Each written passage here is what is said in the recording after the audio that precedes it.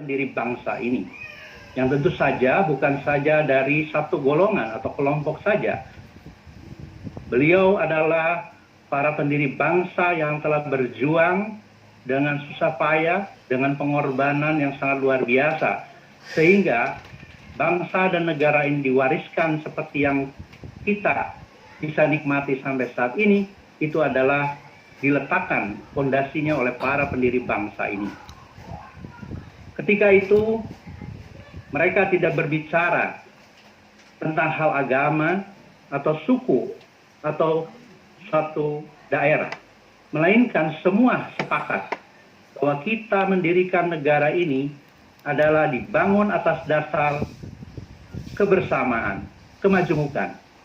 Maka lahirlah dasar negara kita yang kita yakini sebagai pemersatu bangsa Indonesia, yaitu Pancasila, dengan semboyannya Bhinneka Tunggal Ika. Kami yakin dan percaya apabila negara kita tidak memiliki satu dasar negara yang kuat seperti yang kita miliki saat ini, yaitu Pancasila dengan kelima silanya, maka barangkali negara ini tidak akan menjadi negara kesatuan Republik Indonesia yang bisa bertahan sampai saat ini. Karena sejarah telah membuktikan dari era prakemerdekaan sampai kemerdekaan, kemudian sampai kepada zaman atau era reformasi sampai sekarang bahkan, Pancasila telah diuji kekuatannya, bahkan kesaktiannya. Itulah yang harus kita jaga dan kita rawat.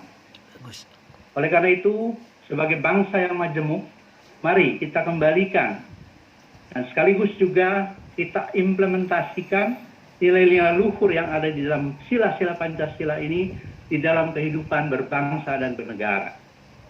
Karena masalah agama adalah masalah keyakinan kita masing-masing kepada Tuhan yang Maha Kuasa, apapun sebutannya, kemudian ajarannya yang dituangkan di dalam kitab suci kita masing-masing.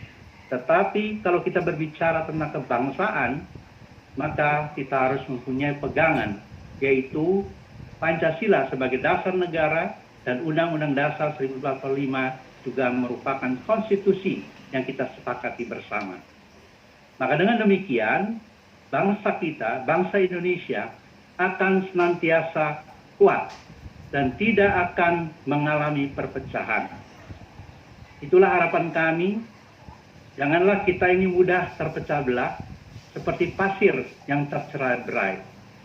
Oleh karena itu, saya ingin mengutip salah satu ayat yang terdapat di dalam kitab suci agama Konghucu.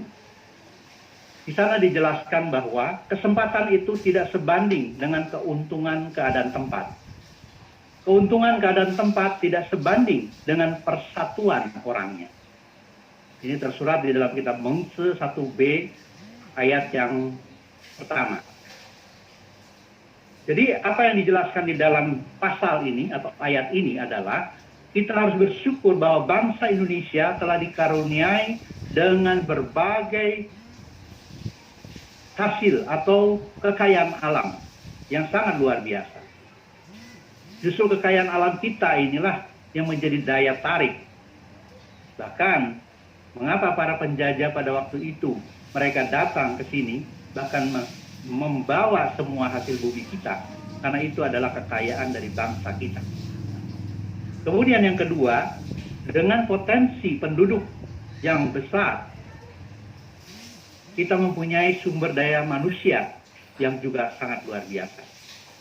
Oleh karena itu adalah merupakan satu kesempatan, suatu keuntungan, baik secara geografis maupun secara kekayaan alamnya. Nah, keuntungan ini harus kita jaga dan harus kita rawat dan kita gunakan semaksimal mungkin untuk kesejahteraan seluruh rakyat Indonesia.